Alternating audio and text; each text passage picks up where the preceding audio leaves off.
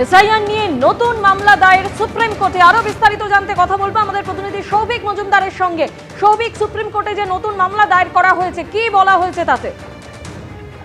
দেখো, নতুন মামলায় মূলত যেটা আবেদন করা হয়েছে যে তুমি জানো যে ইতিমধ্যে যে ভোটার লিস্ট ছিল সেটা কিন্তু ফ্রিজ হয়ে গিয়েছে। ফলে এই অবস্থায় মামলাকারীদের বক্তব্য হচ্ছে যে যাদের পাসপোর্ট রয়েছে, অর্থাৎ যাদের বৈধ পাসপোর্ট রয়েছে, তাদের যেন অবিলম্বে ট্রাইব্যুনালের মাধ্যমে তাদের এই মামলার নিষ্পত্তি করা হয় এবং তাদের নাম যেন ভোটার তালিকায় অন্তর্ভুক্ত করা হয় এবং তারা যেন ভোট দিতে পারেন।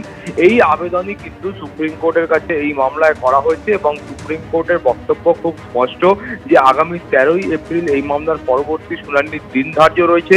সেই দিনকে মূল যে এসআইআর মামলা রয়েছে তার শুনানি হবে। অতএব এই আজকে যে মামলা দায়ের হলো সেই মামলার বিচার প্রক্রিয়াও কিন্তু সেই দিনই একসঙ্গে সুপ্রিম কোর্টে সংগঠিত হবে এবং সুপ্রিম কোর্ট মনে করলে যা প্রয়োজনীয় নির্দেশ আছে এই মামলার ক্ষেত্রে দেওয়া প্রয়োজন সেটা সুপ্রিম কোর্টের তরফ থেকে দেওয়া হবে।